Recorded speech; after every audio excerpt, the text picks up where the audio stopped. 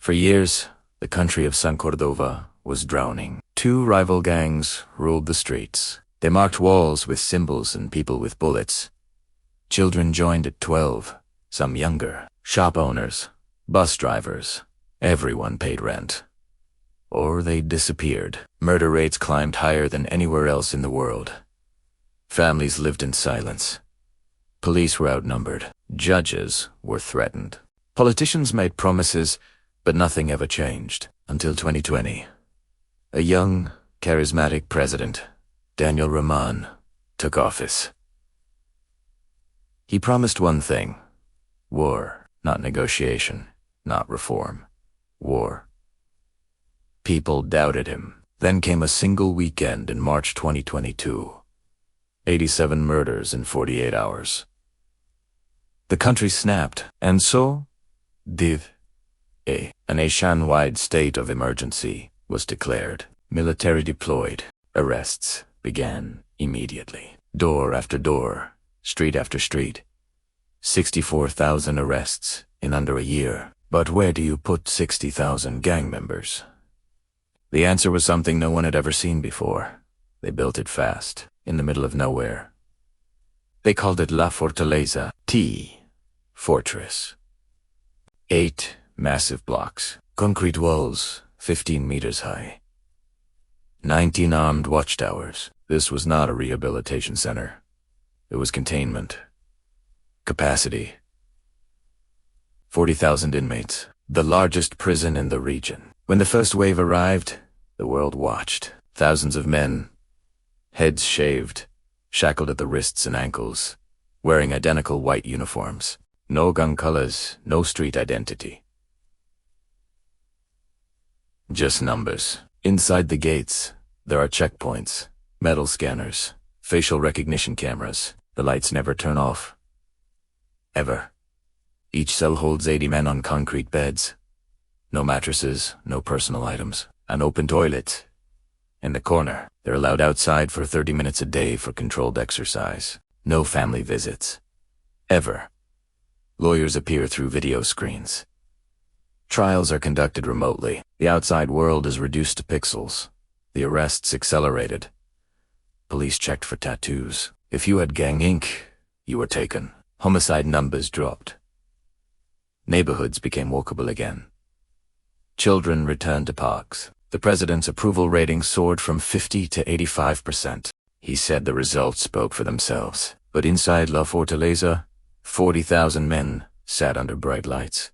No clocks, no visits, no escape. When thousands are arrested at once, one question always lingers.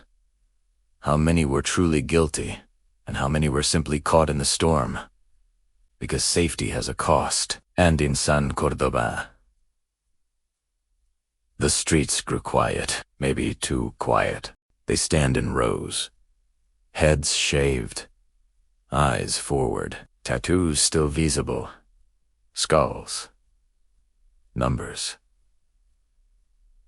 Names of the dead. Each mark tells a story. Some were 18, some were 13. 2 rival gangs, once sworn enemies, now locked in the same fortress, separated by walls, but breathing the same air. One inmate agreed to speak. 32 years old. Joined a gang at 11. He said it quietly. I was a child. By 15, he carried a weapon. By 18, he had killed. He claimed 30 victims. No hesitation when he said it, Tene. Pausid? I cry at night, he added. Lights never turn off. Sleep comes in fragments. Regret grows louder in bright rooms. He said he cannot forget faces. He said he deserves punishment. But he also said something chilling. If the prison didn't exist, I would still be out there. That sentence mattered. Because for decades, gangs controlled entire districts. They recruited in schools. They forced loyalty through fear. Leaving a gang meant death. Insi de la Fortaleza gang hierarchy collapses. No leaders, no orders, no phones, no outside contact, no visits. The system strips identity. White uniform, shaved head, number. Some inmates show remorse, some stare in silence. Some refuse to speak at all. Doctors visit daily. Nurses monitor health. No one leaves for hospital trips unless critical. Trials happen by video. A screen on the wall. Lawyers appear digitally. Justice delivered remotely. The president calls this accountability. Critics call it but the murder rate dropped sharply. And the streets feel different now. Safer, quieter. Yet behind the concrete walls, 40,000 men sit together. Former enemies, former killers, former kings of the street, now reduced to silence. And silence can be dangerous. Because when you lock away violence, it does not disappear. It waits. The world noticed. Headlines exploded. Crime capital, no more. President crushes gangs. Safety restored. Supporters called him bold. They said no one else had the courage. For decades, politicians talked. He acted. Tourists returned. Businesses invested. Nightlife reopened. Parents let children walk alone again. Approval ratings climbed higher than ever. 85%. Unheard of. But outside the country, the tone shifted. Human rights groups raised alarms. Mass arrests without full hearings. Extended detention under emergency powers. Judges replaced. Constitutional limits challenged. They ask one question repeatedly. How long can a state of emergency last? Because emergency power is meant to be temporary. Yet months turned into years. The president argued the threat remained. Gangs were not small groups. They were organized networks. He said loosening control too soon would bring chaos back. Some foreign leaders praised him quietly. Others warned publicly. Democracy, they said, must balance security. But for citizens walking safely at night, balance felt secondary. Fear had ruled their lives for decades. Now fear had changed direction. It moved from the streets to the seas. And when fear changes direction, power changes too. The president became more than a politician. He became a symbol. For some, a savior. For others, a warning. Because when one man reshapes a nation through force, the results can be dramatic. But so can the consequences. And history has shown. Strong measures leave strong shadows. The question now is not whether crime fell, it did. The question is, what happens when the emergency ends? And what happens if it never does? Crime fell. That is not debated. Homicides dropped to historic lows. Extortion reports nearly vanished. For the time in decades, people slept without listening for gunshots. But inside La Fortaleza, 40,000 men sit together. Former rivals, former enemies, former commanders. Separated physically, still connected by history. Experts warn about one thing: concentration. When you place thousands of gang members in one system, they adapt, they observe, they wait, even without phones, even without visits. Information moves, through gestures, through glances, through coded language. Prisons have always been breeding grounds for organization. Isolation can weaken structure, but it can also strengthen loyalty. And then there is another risk. The young ones, some arrested at 16, 17, 18. Some claim they were only affiliated, not leaders, not killers. Now they sit beside hardened criminals, learning, listening, absorbing. Rehabilitation programs do not exist here. No education classes, no job training, no psychological counseling. This prison was never designed to reform. It was designed to contain. Supporters argue that reform failed for decades, that second chances were abused, that mercy costs lives. Critics argue something else. If one day these men are released, what version of them walks back into society? Hardened, radicalized, or broken? The president insists most will never leave. Long sentences, heavy charges, permanent separation. But time changes politics. Leaders change. Laws change. Emergencies end, and history shows. No system stays frozen forever. Right now, the country feels safer. Right now, people support the crackdown. But long-term stability depends on more than walls. It depends on opportunity, on prevention, on rebuilding communities. Because if root causes remain, another generation could rise. And if that happens, the fortress will not be enough. The real test of this strategy has not happened yet. It will come years from now, when the world asks, did fear truly disappear, or was it only relocated? Security changed everything. Before the crackdown, the president was popular. After the crackdown, he became untouchable. Campaign rallies were no longer about promises. They were about results. He stood on stage and said one sentence, "Look at the numbers." And the numbers spoke. Homicide rate down. Extortion cases down. Gang-controlled zones gone. For many citizens, that was enough. Opposition parties struggled. How do you argue against safety? How do you criticize peace? Yet critics tried. They warned about constitutional limits. They warned about concentration of power. They warned about precedent. The president pushed forward anyway. He sought another term controversial debated. Challenged in courts, but public opinion overwhelmed resistance. Election night arrived. Results were decisive. 85% of the vote, a landslide. Unmatched in modern history, supporters celebrated in the streets. Fireworks, music, flags.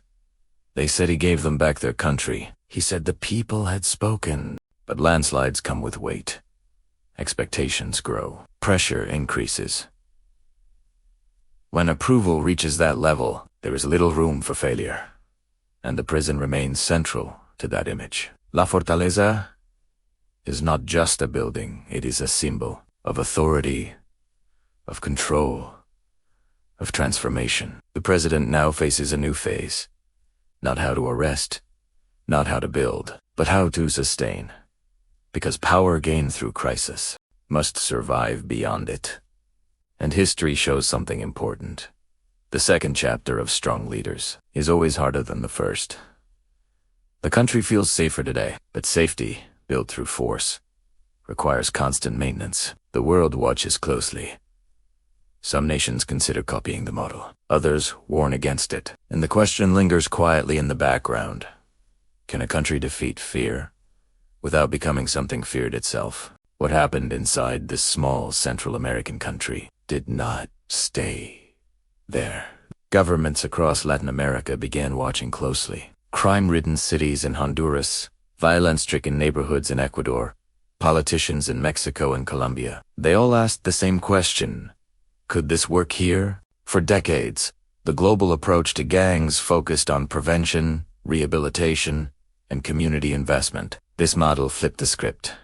No negotiations, no gradual reform, just immediate force, mass arrests, and maximum security containment. Some leaders praised it, saying strong action saves lives and that human rights mean nothing if citizens live in fear. Others warned of a dangerous precedent, questioning due process and the expansion of emergency powers. International human rights organizations expressed concern, pointing to reports of mistaken arrests and families who claim their loved ones are innocent. The president responded firmly, saying, "Critics don't live with the reality of gang violence, and the numbers are hard to ignore." Tourism increased, businesses reopened, and investors returned. The narrative shifted from crime capital of the world to safest country in the region. But the real impact is psychological. Citizens in other countries now look at their own leaders and ask, if one nation could do this, why can't ours? That question creates immense pressure on traditional policies.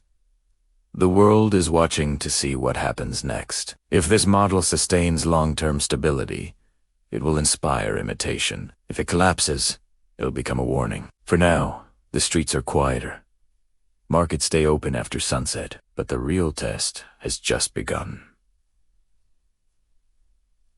Because defeating violence is one chapter, preventing its return is another. Gangs grew from poverty, broken families, and a lack of opportunity, locking away thousands stops the bleeding. But healing requires something deeper: jobs, education, and community rebuilding. If opportunity doesn't expand, a vacuum can form, and history shows that vacuums never stay empty. Then there's the institutional question. When the crisis ends, do the emergency measures end too, or do they become permanent? The president's approval is historic, but what happens when the next challenge arrives? The prison itself holds 40,000 inmates. If even a small percentage were wrongly arrested, trust could erode. For now, citizens feel safer, and support is overwhelming. But the next decade will determine whether this was a permanent transformation or just a powerful pause. History will judge the outcome not by headlines, but by whether future generations can grow up without fear. This story is still unfolding, and we'll be here to follow it. Thanks for watching. Have you ever thought about who guards the guards? It's an ancient question, but it's more relevant today than ever. This is the ultimate paradox of power. We create governments and institutions to protect us, to provide security and order. We give them the power to make laws, to enforce them, and to protect us from threats both internal and external. But what happens when that very power becomes the threat? Think about it. We need a strong government to prevent chaos, but a government that's too strong can become a tyrant, crushing the very freedoms it was meant to protect. This is the tightrope walk of governance. We want security, but we also want liberty. We want order, but we don't want oppression. Finding the perfect balance is the great challenge of any society. This isn't just a problem for politicians and philosophers. It affects all of us. How much privacy are you willing to give up for more security? How much authority should we grant to those in charge? We see this dilemma play out in debates about surveillance, law enforcement, and national security. Every new law, every new technology, forces us to confront this paradox again. The solution isn't simple. It requires constant vigilance from all of us. It means creating systems of checks and balances, promoting transparency, and holding those in power accountable. It means being informed, engaged citizens who understand the delicate trade-offs being made on our behalf. Because, at the end of the day, the power of any government comes from the people. It's our job to ensure that power is used for us, not against us. What are your thoughts on this? How do we find the right balance? Let me know in the comments below. Thanks for watching, and if you found this interesting, don't forget to like and subscribe for more deep dives into the big questions. See you next time.